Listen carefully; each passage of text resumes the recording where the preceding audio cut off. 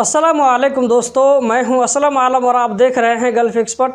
दोस्तों, इस वीडियो में कतर के बारे में कुछ लेटेस्ट अपडेट शेयर करने वाला हूं। आगे इस वीडियो में आप लोगों को बताने वाला हूं कि अगर ऐसा कोई वर्कर जो कि अपनी कंपनी को छोड़ करके दूसरी जगह काम कर रहा हो तो उसको कतर से वापस उसके मुल्क भेजने की ज़िम्मेदारी किस पर होती है। तो ये वीडियो बहुत ही ज़्यादा इन्फॉर्मेटिव होने वाली है, तो इस वीडियो को लास्ट तक ज़रूर देखें। तो आज की वीडियो हम शुरू करते हैं। आज का जो पहला अपडेट है वो है बलदिया की तरफ से।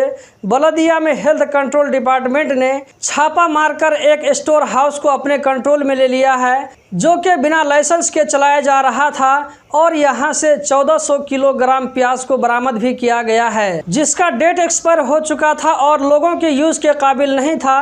इस स्टोर को 30 दिनों तक के लिए बंद कर दिया गया है। कतर में 21 नवंबर 2022 से वर्ल्ड कप शुरू होगा। इस वर्ल्ड कप को देखने के लिए जो लोग बाहर से आएंगे तो उनको अपने साथ में हैया डिजिटल कार्ड लाना होगा। जिसके पास में हैया डिजिटल कार्ड होगा उसको कतर आने के लिए अलग से वीज़ा लेने की ज़रूरत नहीं पड़ेगी। तो यहाँ पर एक सवाल आता है कि क्या वर्ल्ड कप के दौरान जो लोग कतर से बाहर गए हुए, छुट्टी में गए हुए हैं, तो ऐसे वर्करों को वर्ल्ड कप के दौरान कतर वापस आने में इन लोगों को हैया डिजिटल कार्ड की ज़रूरत पड़ेगी या नहीं पड़ेगी। वर्ल्ड कप को ऑर्गेनाइज करने वाली कमेटी की तरफ से कहा गया है कि जो लोग जो कि कतर के रेजिडेंट हैं, अगर वो वर्ल्ड कप के दौरान कतर वापस आते हैं तो ऐसे लोगों को हैया डिजिटल कार्ड की ज़रूरत नहीं पड़ेगी। वो लोग वैसे ही वापस आ सकते हैं, कोई दिक्कत की बात नहीं है। लेकिन अगर आप मैच देखने के लिए जाना चाहते हैं तो आपके पास में हैया डिजिटल कार्ड होना ज़रूरी है। चाहे आप कतर के अंदर हो या ये कि कतर से बाहर हो, कतरी हो या खारजी हो, सबको स्टेडियम एंट्री करने के लिए हैया कार्ड ज़रूरी है। कतर में ऐसा वर्कर जो कि अपनी कंपनी को छोड़ करके दूसरी जगह काम कर रहा हो, इसके बारे में एमओआई की तरफ से एक रूल क्लियर किया गया है। जैसा कि आप स्क्रीन पर देख सकते हैं, आप में से जिन भाइयों को अरबी आती होगी वो समझ सकते हैं।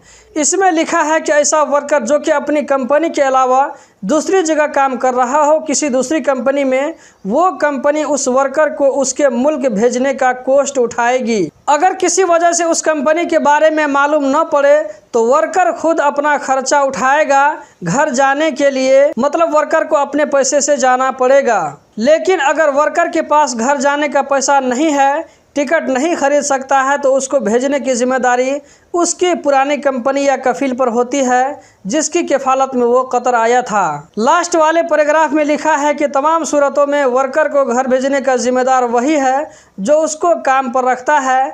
यानी आप जहां पर काम कर रहे हैं उसकी जिम्मेदारी है कि वक्त पड़ने पर, ज़रूरत पड़ने पर आपको वो घर भेजे। यहाँ पर मैं आप लोगों को एक और बात क्लियर कर देता हूँ, वो ये कि कतर में कंपनी को छोड़कर भागे हुए शख्स को काम देना ये बहुत बड़ा इलीगल काम है। पकड़े जाने पर सख्त कार्रवाई होती है, चाहे वो कंपनी के वर्कर को काम दे रहा हो या कि हाउस वर्कर को काम दे रहा हो या उसको अपने कफील से भागने के लिए मदद कर रहा हो, इस पर सख्त एक्शन लिया जाता है। और जो वर्कर ऐसा करता है, यानी कि अपने कफील को छोड़ देता है या अपनी कंपनी को छोड़ करके दूसरी जगह काम करता है, अगर वो घर आने के टाइम में 12,000 रियाल फाइन पे नहीं करता है तो ये समझ लें कि वो दोबारा कतर नहीं जा सकता है। तो दोस्तों, यही थी आज की वीडियो। उम्मीद करता हूँ ज़रूर पसंद आई होगी।